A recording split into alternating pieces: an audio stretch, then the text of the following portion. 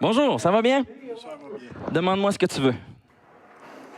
Je demande toujours le Seigneur dans mon cœur. Le Seigneur dans ton cœur. La paix. À moi. Demande-moi ce que tu veux. Ah, puis, OK. Demande-moi, qu'est-ce que je pourrais faire pour... Demande-moi ce que tu veux, même si ça coûte la moitié de mon royaume. Vas-y. Oh, mon Dieu Seigneur. Oui, j'ai toujours... tu me poses une question, là. Veux-tu que je revienne dans 5 secondes? Demande-moi ce que tu veux. Demande-moi ce que tu veux. OK? Pensez-y, je m'en viens vous voir. Catherine, demande-moi ce que tu veux.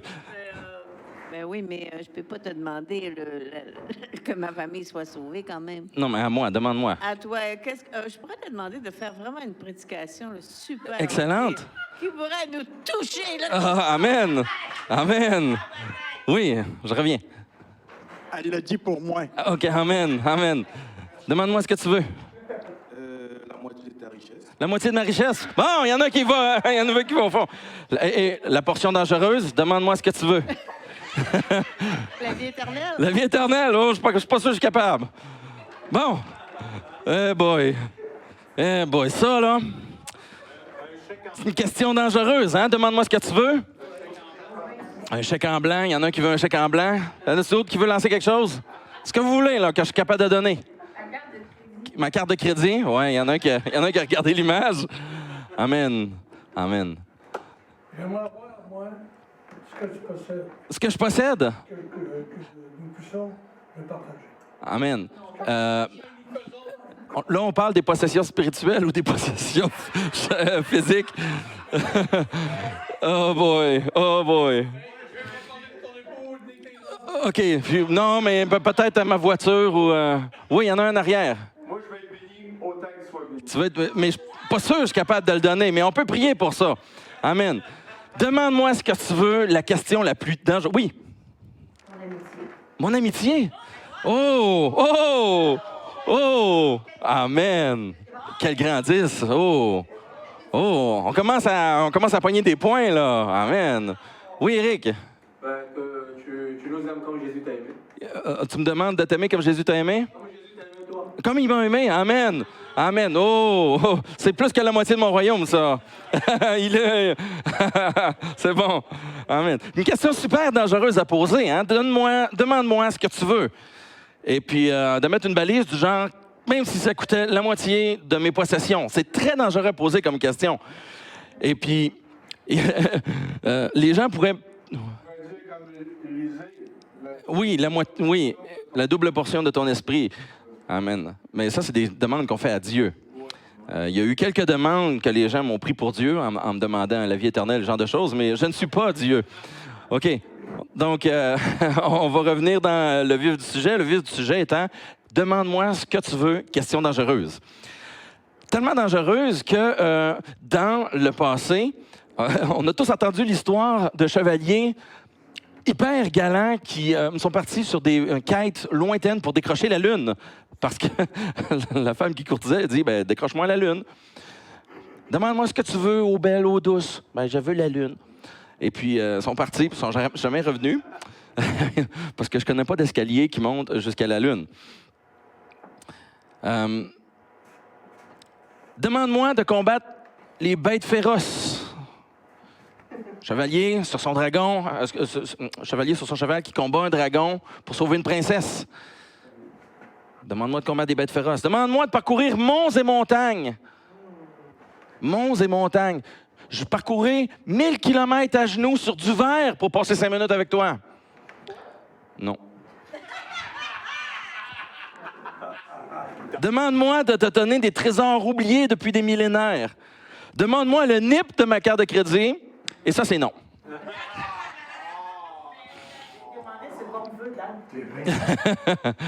Demande-moi ce que tu veux, mais pas d'attendre jusqu'au mariage. Oh, tout d'un coup, hein?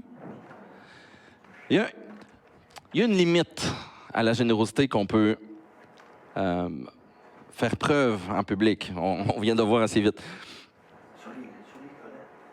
Donc, j'ai parlé des chevaliers qui, pour leur douce et leur dulcinée, parcouraient monts et montagnes à la recherche de la perle rare, à la recherche de la lune ou d'une étoile filante qui est tombée sur Terre, puis que la fille disait, ben ramène-moi cette étoile. Ils faisaient ça, mais pas pour n'importe qui. Ils faisaient ça pour la femme qui a ravi leur cœur, pour la femme qui était devant eux au moment où elle faisait la demande. Parce que la femme pour laquelle ton cœur penche mérite plus que ce que tu donnerais à la femme d'à côté. Oh, amen. La femme ou l'homme pour lequel ton cœur penche mérite que tu donnes plus que ce que tu donnerais à tout le monde. Et les contes d'amour que l'histoire nous rapporte, celles que tu vois dans les romans, celles que tu vois dans le journal, celles que tu vois sur Facebook ou YouTube sont magnifiques. C'est toujours beau, c'est toujours... Il a parcouru, il a fait un dessin par GPS, il a fait ci, il a fait ça pour faire sa demande en mariage. Ça a pris 4 ans à préparer sa demande en mariage. C'est beau, elles inspirent, elles donnent envie de les imiter. N'est-ce pas? Oui? OK. Ce matin, on va explorer une de ces histoires d'un homme qui a dit littéralement « Demande-moi ce que tu veux, serait-ce la moitié de mon royaume? » Et on va regarder si c'est possible pour nous aujourd'hui de tirer quelques leçons pratiques ou quelques enseignements ou quelque chose, quoi que ce soit, n'importe quoi. Le livre d'Esther dans la Bible nous raconte...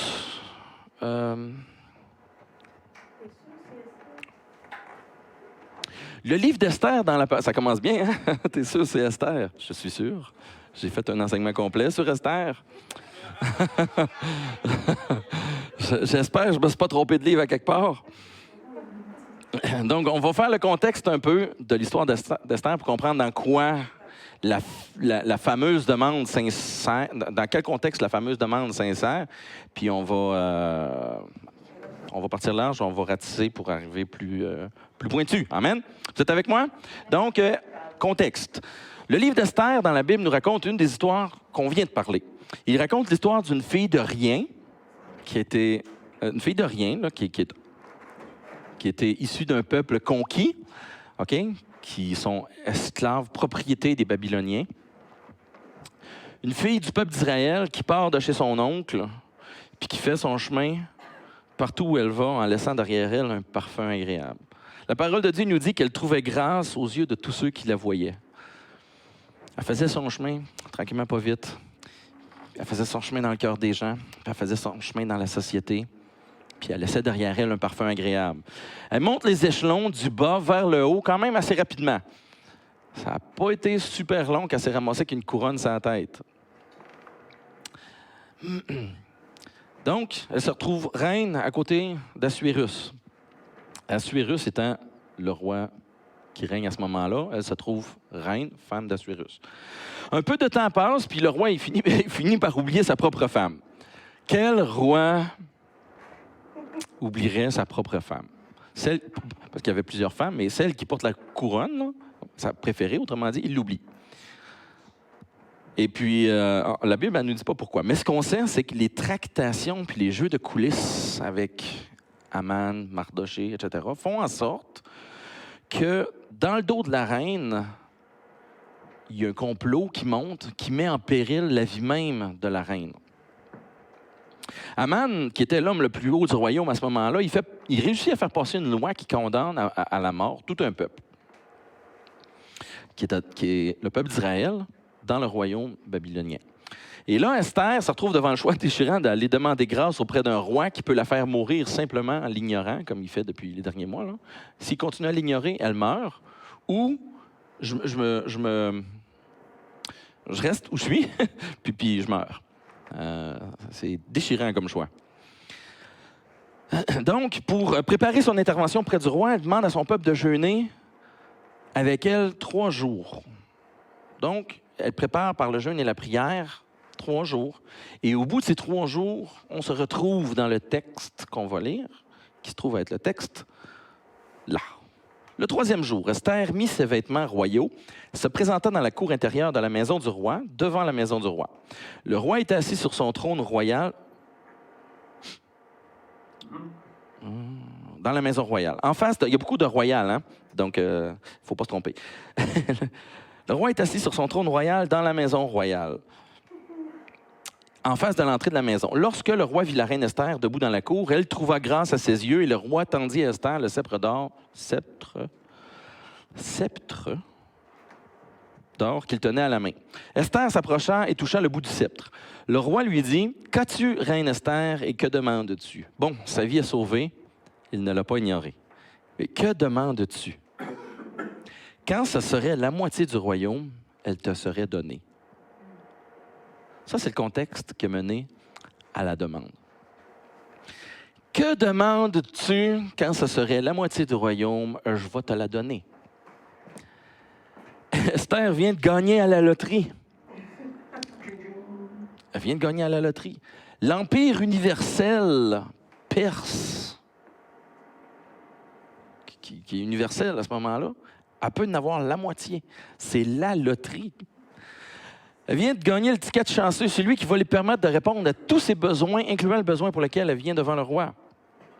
Moi, je suis un peu jaloux. Pas vous? Mais cette histoire, tu sais qu'en ce moment, tu la vis. On a une telle offre. Lorsque Jésus est venu sur terre pour trouver son épouse, c'est un peu ça qu'il a fait. La même offre qu'il a faite à Esther, c'est un peu ça qu'il nous a fait. Dans Luc 22, verset 29, Luc 22, verset 29. Vous faites signe quand vous êtes rendu?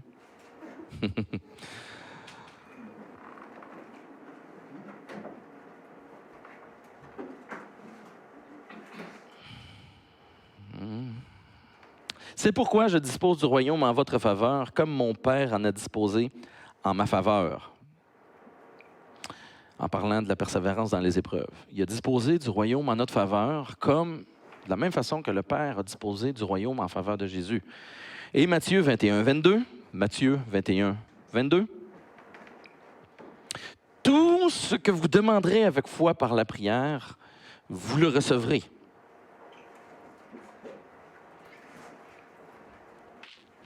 Les deux éléments de l'offre, demande-moi, je donnerai. Les deux éléments de l'offre d'Assuérus, demande-moi ce que tu veux, même jusqu'à la moitié du royaume, Jésus nous a fait cette offre. C'est comme donc, si je vous disais à vous, ben vous avez gagné le jackpot, non? Et si Assuérus vient d'offrir sa carte de crédit à sa femme, concrètement, qu'est-ce qu'il y a? Qu'est-ce qu'il y a concrètement devant Assuérus? Il offre la carte de crédit à la femme, il dit, jusqu'à la moitié, tu fais ce que tu veux. Qu'est-ce que ça implique pour lui? S'il offre la moitié du royaume, ça veut dire qu'elle peut le prendre. Comme dans l'histoire de l'enfant prodigue, donne-moi ma partie tout de suite, je m'en vais. C'est un peu ça que l'enfant prodigue a fait. Il est parti avec sa moitié, son frère a gardé l'autre moitié. Donc, il pourrait perdre la partie de son territoire, de son royaume et de cette richesse qui constitue la moitié qu'il lui offre, incluant l'armée, incluant les trésors, les impôts, incluant les villes, incluant la moitié du royaume. Mais il vient de lui dire qu'il est prêt à le perdre. Donc, ce n'est pas vraiment le sens de ce qu'il dit. Il est prêt à perdre ça. Fait que c'est pas vraiment ça son intention. Le roi, c'est-à-dire, oui. La dignité de reine vient avec de lourdes responsabilités. OK? Il y a une charge qui vient avec la couronne. Ça peut être pesant à la longue et ça peut devenir comme une cage dorée qui t'emprisonne et puis qui te fait toujours circuler dans les mêmes cercles à prendre des décisions. Et tout le monde dans ton cercle d'influence dépend de toi. Ça devient une cage dorée. Oui, tu es reine, mais tu es toujours en train d'exercer un leadership. Tout le monde s'attend à toi. Tu as une maison à diriger, tu as un palais à diriger. Ça devient épuisant. Donc, qu'est-ce que le roi a fait? Il ouvre la cage. Il dit, si tu veux partir, je t'offre la possibilité de partir. Demande-moi ce que tu veux. Il ouvre littéralement la cage en disant, ce que tu veux, je suis même prêt à te perdre. Il prend le risque de perdre sa femme, celle, rappelons-nous, qui trouvait grâce aux yeux de tous, incluant aux yeux du roi. Là. Okay. Il ouvre la possibilité de la perdre. Il démontre à quel point il tient à elle. Si elle trouvait son bonheur ailleurs que dans sa présence, il est en train de dire qu'il l'aime assez pour la laisser partir. Vous me suivez? Oui. Ça va. Non seulement il ne la retiendrait pas, mais C'est drôle. Non seulement il ne la retiendrait pas, mais en plus, il ne la renverrait pas les mains vides. Il dit, je t'aime assez pour te laisser partir, mais en plus, je vais bénir ton départ jusqu'à la hauteur de la moitié du royaume. Et puisque c'est que l'Empire était puissant, perdre la moitié démontre en fait la profondeur de l'amour qu'il avait pour la reine Esther.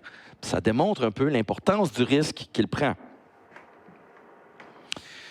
Elle aurait très bien pu partir avec la moitié du royaume, partir avec la moitié de l'armée, partir avec tout ce qu'elle avait besoin, constituer une force défensive avant que les méchants plans d'Aman ne se réalisent. Parce que Aman avait tiré au sort sur tout un an, puis il savait d'avance à quel mois il tuerait les Juifs, puis c'est écrit dans la loi à quel jour de quel mois les Juifs seraient tués. Donc, elle aurait pu profiter du temps qu'il y avait devant elle pour partir avec la moitié du royaume, monter une armée, puis régler son problème elle-même. C'est ça qu'il fait. Il lui offre la possibilité de régler son problème par ses propres moyens à elle. Elle aurait très bien pu... elle vient d'avoir ce qu'il faut pour se défendre, puis se venger, donc, en restant, mais elle avait le droit aussi d'en profiter pour partir avec la moitié du royaume, puis faire une loi qui annule les effets de la méchanceté d'Aman. Aman aurait pu tomber dans sa partie du royaume à elle, puis elle aurait pu faire une loi. Le roi n'avait même pas l'autorité de changer cette loi-là, mais elle aurait pu, elle en partant, refaire une nouvelle loi qui annule la méchanceté. Vous me suivez? Donc, elle pouvait rester, monter une défense, puis se défendre, ou elle aurait pu partir, s'en aller, puis annuler tous les effets de la méchanceté du roi. Donc, si je le dis autrement, le roi de Perse venait de remettre dans les mains d'Esther la solution à son problème. Vous me suivez jusque-là? De la même façon, Jésus nous offre la solution à tous nos problèmes. Il met devant nous toutes sortes de bonnes choses, de beaux outils, des victoires sur la maladie, de victoires sur la mort, de victoires dans l'épreuve. C'est devant nous. Jésus, qui est venu chercher une épouse, a placé dans ses mains, les mains de son épouse, le royaume en sa faveur.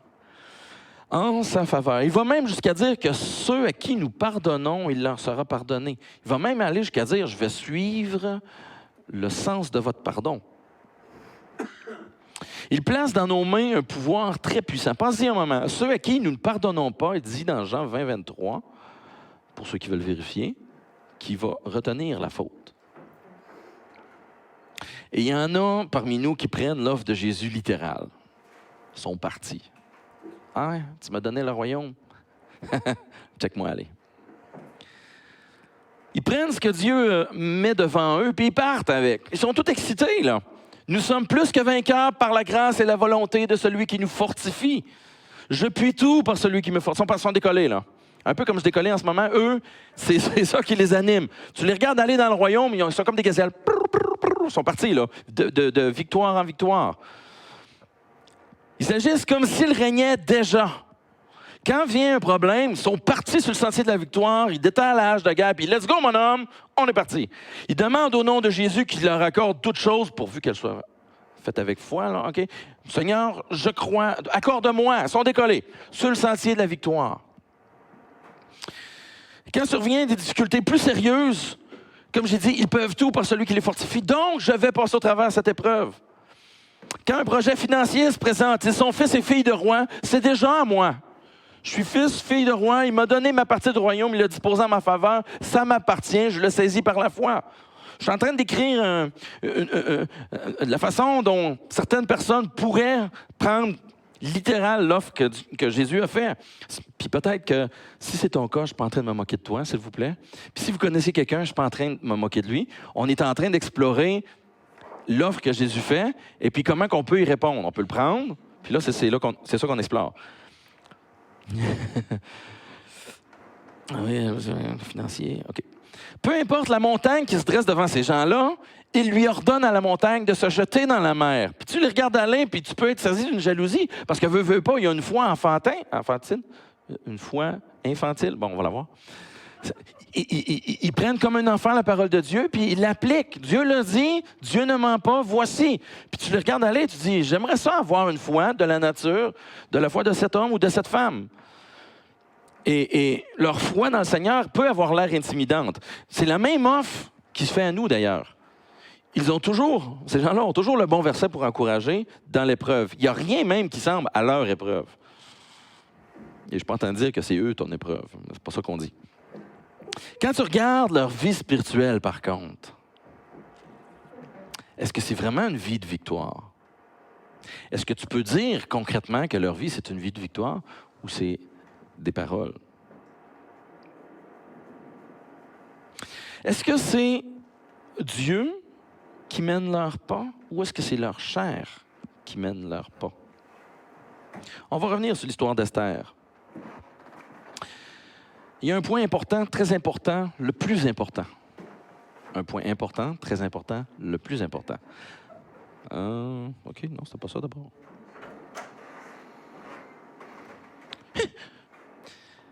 La pensée de prendre la promesse du roi pour elle-même ne lui a même pas traversé l'esprit. Esther, le roi lui donne la moitié du royaume, ça ne traverse même pas l'esprit de la prendre. Tu lis la suite du verset, puis tu dis, c'est comme si le roi avait parlé dans le beurre. Malgré la couronne sur sa tête, malgré la beauté qu'elle avait, malgré toute la renommée de sa gloire, malgré le fait qu'elle inclinait en sa faveur le cœur de tous ceux qu'elle croisait, il ne lui a jamais même traversé l'esprit de demander pour elle la pleine puissance et la pleine portée de la promesse du roi envers elle. Un peu comme j'ai démontré au début. Il y a parmi vous des gens qui ont saisi l'occasion puis qui ont monté puis qui ont dit « je vais demander quelque chose », mais la plupart d'entre vous, ça n'a même pas traversé votre esprit de demander la moitié de ce que je possède. Pareil pour Esther. Elle était tellement humble que la portée de l'offre, la portée de ce qu'il y avait devant elle, là, ça n'a juste pas percuté du tout. Vous savez pourquoi? Parce que si elle perdait de vue l'objectif ultime qui est de sauver le peuple de Dieu pour la gloire, si elle perdait de vue l'objectif qui est de sauver le peuple de Dieu, elle perdait pour avoir en tête la gloire passagère qui est sur terre. Un grand nombre périrait. C'est la même chose pour nous. Si on se laisse distraire par la portée matérielle des promesses que Jésus a faites, si c'est ça qui mène notre vie, on perd de vue que Dieu a un peuple à sauver. Amen. Dieu a un peuple à sauver. Et si on perd de vue ça pour mettre devant nos yeux toutes les promesses matérielles de victoire sur l'épreuve, de possession matérielle, que Dieu a disposé le royaume en notre faveur, puis ce qu'on demande, tout ce qu'on demande, il nous le donne, on oublie qu'il y a un peuple à sauver. Et non seulement ça, mais il y a un peuple nombreux à sauver. Amen. Le Saguenay est rempli de gens qui restent à sauver. Amen. Amen. C'est la même chose pour nous. Si on se laisse distraire, on va perdre de vue que Dieu a une œuvre à faire pour sauver. C'est pas nous qui avons une œuvre à faire, c'est Dieu qui a à faire son œuvre à travers nous, son œuvre. Donc, si tu n'es pas concentré sur la mission ultime, tu es concentré en fait sur le matériel. Si tu fixes les yeux sur la promesse de Dieu pour toi, tu te concentres sur ce que Dieu ne fait ou ne fait pas pour toi. Seigneur, je veux la victoire dans l'épreuve. Amen. Seigneur, je veux la guérison sur ma maladie. Amen. Si tu focuses sur ça, tu n'es pas en train de regarder qu'il y a des âmes à sauver. Oui, les victoires pour Dieu dans ta vie, mais oui, un peuple à sauver. Amen. Mm-hmm. Est-ce que tu connais une autre raison pour laquelle Esther n'a même pas pensé à prendre pour elle la promesse du roi? Parce que si elle le faisait, ce qu'elle disait au roi, c'est que ce que tu as dans tes mains, ce que tu m'offres, j'aime ça plus que je t'aime toi. Ouch!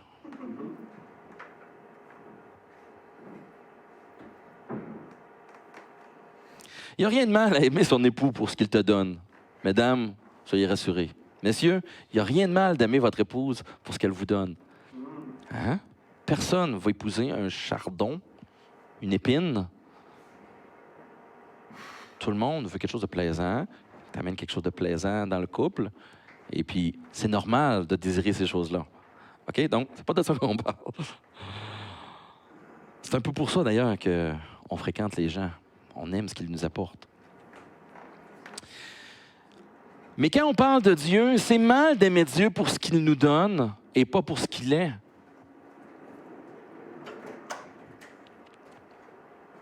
Si tu regardes toujours au prochain nanan, au prochain bonbon, la prochaine... Nanan, c'est un bonbon. bonbon ou la prochaine gâterie qu'il va donner, j'ai le regret de dire que pour toi, Dieu, c'est comme un sugar daddy que t'attends le prochain bonbon. C'est un grand-papa gâteau. Quand tu regardes Dieu pour ce qu'il donne, c'est une question de, je vous le dis, c'est une question de temps avant que tu te mettes à regarder ce qu'il ne donne pas. Vous me suivez? Si tu regardes Dieu pour ce qu'il donne, c'est une question de temps avant que tu regardes ce qu'il ne donne pas. Et c'est un sentier long et pénible à marcher. Parce que tu vas croire qu'il ne bénit pas. Alors que c'est tout le contraire. Il ne bénit juste pas là où tu regardes. Il ne bénit juste pas comme tu penses. Il ne bénit juste pas comme tu t'imagines. Ce n'est pas ton imagination qui est son guide. Et à cause de ça, tu penses qu'il ne bénit juste pas. Y aurait-il une autre raison pour laquelle Esther n'a pas pensé à prendre la promesse pour elle? Parce que si elle l'avait fait, c'était elle qui prenait le contrôle et pas le roi. Ouch! Quand tu prends les promesses de victoire pour toi, le Seigneur me l'a donné, je le prends, puis je pars avec, et je suis sur le sentier de la guerre. Tu prends en fait les promesses qui font ton affaire. Celles qui vont te donner ce que tu veux avoir, ce que tu veux voir arriver, tu vas prendre des promesses en fonction d'eux. Mais les promesses qui disent il suffit au serviteur d'être traité comme son maître, ça se peut que tu ne l'apprennes pas. Mais c'est aussi une promesse. Tu vas prendre les promesses de victoire, puis les promesses d'humiliation. C'est très possible que tu... On a vu hier, oreille ouverte, fermée, dépendamment du sujet. Là. Ça se peut que cela ferme ton oreille. Hein? Et si c'est toi qui gardes le contrôle, c'est qui n'a pas le contrôle? C'est Dieu. C'est une bonne réponse. Si tu prends cette promesse-là, pour les promesses de victoire, si tu les prends littéralement pour toi, le piège très puissant, c'est que tu gardes le contrôle de ta vie. Tu gardes le contrôle dans les épreuves. Puis c'est une question de temps avant que ce soit toi qui donnes des ordres à Dieu. Parce que c'est toi qui es en contrôle. Pour nous, aujourd'hui, bien sûr, Dieu donne des promesses de victoire. Mais ce sont ses promesses à lui. Pas ses promesses à toi. C'est ses promesses à lui. Il l'a promis, il le fera en son temps, selon sa volonté et son plan. Amen. Bien sûr, il parle d'abondance, mais dans son temps à lui. Bien sûr, il parle de récompense, mais selon sa mesure et sa gloire à lui. Pas à toi, pas à moi. Pas selon mon contrôle, selon mon évaluation de ma personne, selon mon évaluation de mes performances cette semaine. Voici, Seigneur, c'est mon bulletin. Je veux la nanane qui vient avec. Selon son désir à lui. Amen. Quand tu réclames telle ou telle promesse pour toi, Seigneur, donne-moi, voici, j'ai vu, je vois quelque chose dans ma vie, je vois une opportunité, je vois quelque chose. Seigneur, je déclare la victoire. C'est selon ton plan à toi, ton projet à toi. C'est rarement pour le projet à Dieu. Vous voulez une victoire qui ressemblait... Vous voulez une victoire ou une promesse qui ressemblerait à une victoire de Dieu? Telle personne va venir au Seigneur. Pas l'Église va se remplir. L'Église va se remplir, c'est ce que mes yeux veulent voir. L'Église pleine n'est pas un signe d'appartenance à Christ. C'est un signe qu'il y a quelqu'un sur le siège. Mais si l'Église est remplie de gens qui lui appartiennent, ça veut dire que Dieu a converti des gens. Puis c'est ça qu'on veut. Des gens convertis, un peuple à sauver. C'est ça qu'il ne faut pas perdre de vue. On s'en rappelle. Amen. Il y a un piège devant nous. Il y a un piège à citer toutes les promesses de Dieu pour la victoire, pour ça ici, ce qu'il y a devant moi. Et de lui dire que parce qu'il est fidèle, il n'y a pas le choix de les faire.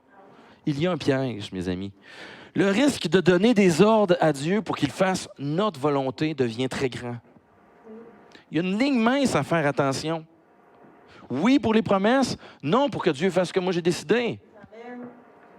Quand on s'accapare des promesses de Dieu, faire attention que ce n'est pas pour garder le contrôle. Il faudrait plutôt choisir d'attendre qu'il nous les donne en son temps. Il vaudrait mieux choisir de lui laisser le contrôle. C'est moins risqué.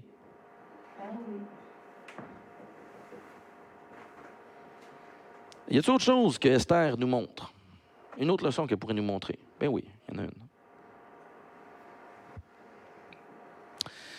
Si elle prenait la pleine mesure de la promesse et qu'elle l'appliquait, si elle prenait les choses en main, si elle prenait la moitié de son royaume, ça signifiait en fait qu'elle perdait son époux. Elle se ramassait seule avec sa moitié. Si elle quittait cette cage dorée devant elle, elle perdait celui qu'elle aimait. C'est la même chose pour nous aujourd'hui. Pour toutes les raisons que j'ai abordées précédemment, le danger de perdre ton époux, c'est un résultat très, très probable de t'accaparer les promesses de Dieu comme c'est à moi, là. Merci Seigneur de m'avoir. Le danger de perdre ta relation avec Jésus. Le pouvoir qui vient avec les promesses de Dieu est tellement grand que si tu n'as pas une dose d'humilité pour reconnaître que tu as la possibilité de le perdre, tu as la possibilité de le perdre de vue, c'est tout à fait réel. Si tu n'as pas cette dose d'humilité-là pour dire, si je prends ça, c'est un chemin qui m'amène vers là, et au bout du chemin, je suis seul et sans Christ, si tu n'as pas la dose d'humilité pour le reconnaître, c'est le chemin qui t'attend.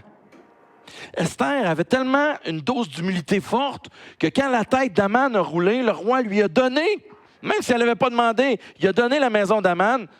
Esther aimait tellement le roi, voulait tellement pas qu'il y ait rien qui le sépare du roi. Qu'est-ce qu'elle a fait? Elle a dit non, Mardoché, occupe-toi-en de la maison. Je vais rester dans la présence de celui que j'aime.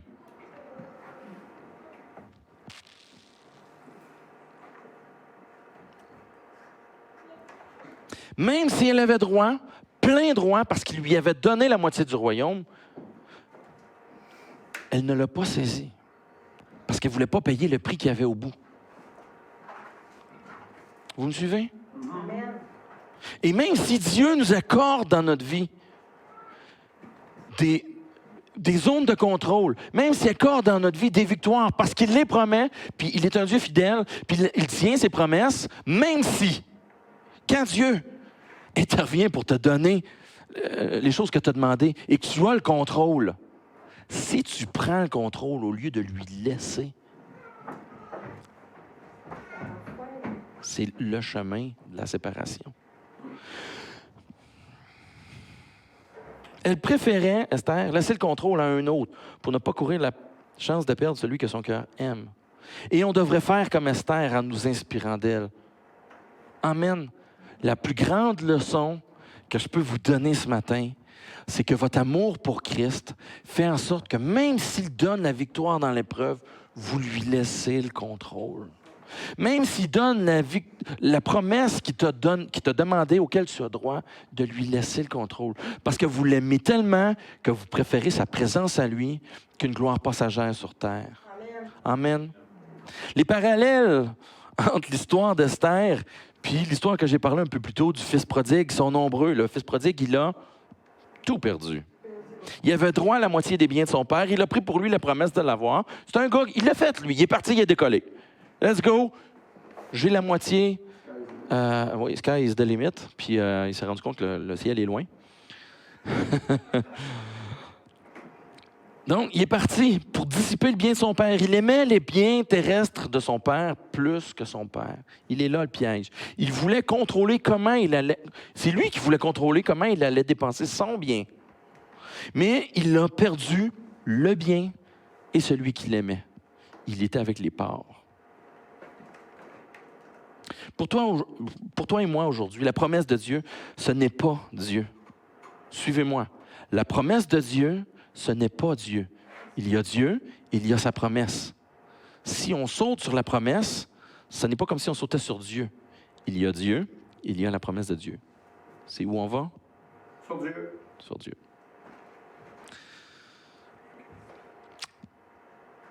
Si tu dissipes ce que Dieu te donne comme promesse et que tu perds Dieu de vue parce que tu t'es placé avant Dieu, je te le dis ce matin, Dieu, il est encore là. Comme le Fils prodigue, tout ce que tu as besoin de faire, c'est rentrer dans ton cœur. Et considère ceci. Si la cage de Dieu était ouverte pour que tu partes, la cage de Dieu est ouverte pour que tu reviennes. Amen. Amen. Elle est ouverte pour toi ce matin. Quand Dieu a placé cette porte ouverte devant toi, son espoir secret, c'était que tu le choisisses lui, par amour pour lui.